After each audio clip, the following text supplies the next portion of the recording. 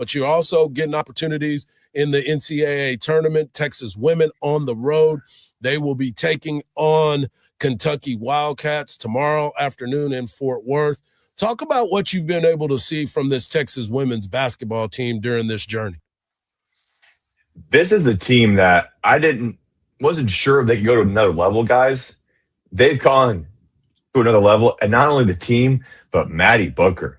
My goodness, that 40-piece on Oregon. I know it's Oregon. I know it's on a top 10 team in the country, but that was disgusting. I mean, she absolutely just slaughtered Oregon throughout. That second half was incredible, and she had just set her career high 2 weeks ago in Greenville, the SEC tournament. She got the 31. I mean, she was almost there for the third quarter. And if she can play like that, a lot of questions we get is, okay, we know they can beat UCLA and South Carolina, but can they beat UConn? Can they beat UConn? Can they stop Sarah Strong?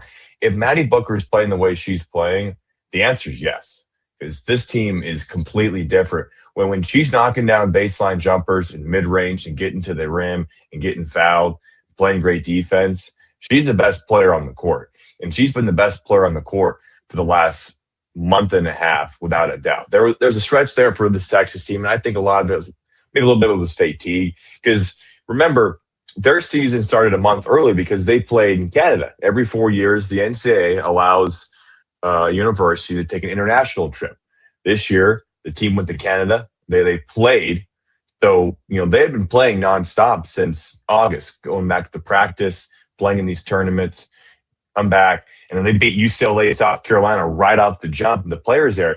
And they did that with a 7-8-man team because they were so banged up with injuries. They didn't really get their full team until December to January. And ironically, that's kind of when they started playing their worst, because all these new cooks are in the kitchen here, and Rory and Maddie and Jordan are figuring out how to play with Taya and Aaliyah. Bree was out for a little bit. She comes back in.